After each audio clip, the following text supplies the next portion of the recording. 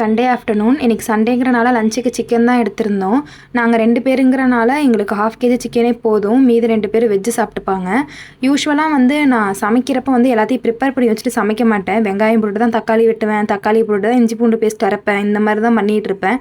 But இப்போ கொஞ்ச நாளாக இந்த மெத்தட்லாம் ஃபாலோ பண்ணுறனால ரொம்ப பீஸ்ஃபுல்லாக சமைக்கிற மாதிரி இருந்துச்சு. அதனால் ஃபஸ்ட்டே எல்லாத்தையும் ரெடி பண்ணி வச்சுக்கிறது. சிக்கனுக்கு ரெசிபி சிம்பிள் தான். எப்பயும் போல தான் செஞ்சுருந்தேன். ஆனால் வெங்காயத்துக்கு அப்புறம் இஞ்சி பூண்டு பேஸ்ட்டு தான் போட மறந்துட்டேன். அது எல்லாத்தையும் மறந்துட்டு மசாலாவுக்கு மிளகாய்த்தூள், மல்லித்தூள், கரம் மசாலா இது எல்லாத்தையும் போட்டுட்டு அதுக்கப்புறம் சிக்கனையும் பொட்டேட்டோவையும் போட்டாச்சு. லாஸ்ட்டாக எனக்கு தண்ணியெல்லாம் ஊற்றிட்டு மூடுறப்ப தான் எனக்கு இஞ்சி பூண்டு பேஸ்ட்டு ஞாபகம் வருது. இத்தனைக்கும் ஃப்ரெஷ்ஷாக செஞ்சால் நல்லாயிருக்கும்னு ஃப்ரெஷ்ஷாலாம் அரைச்சி வச்சுருந்தேன். லாஸ்ட்டில் மறந்துட்டேன். லாஸ்ட்டாக அது சாட்டே பண்ணிவிட்டு போட்டிருக்கணும். பட் நான் அதையும் அப்படியே போட்டுட்டேன். பட் டேஸ்ட் ஒன்றும் பிரச்சனை இல்லை. எப்பயும் போல் நல்லா தான் இருந்துச்சு. எனக்கு அதில் ஒன்றும் தெரியல. அதேமாதிரி செஞ்சதுக்கப்புறம் உடனே க்ளீன் பண்ணி வச்சா ஒரு பெரிய வேலையே முடிஞ்ச மாதிரி இருக்கும். எனக்கு அந்த ஹேபிட்டே கிடையாது. இப்போ கொஞ்ச நாளாக செய்கிறத உடனே க்ளீன் பண்ணிடுறேன். அதுவும் நல்லா ஸ்ட்ரெஸ் ஃப்ரீயாக இருக்குது.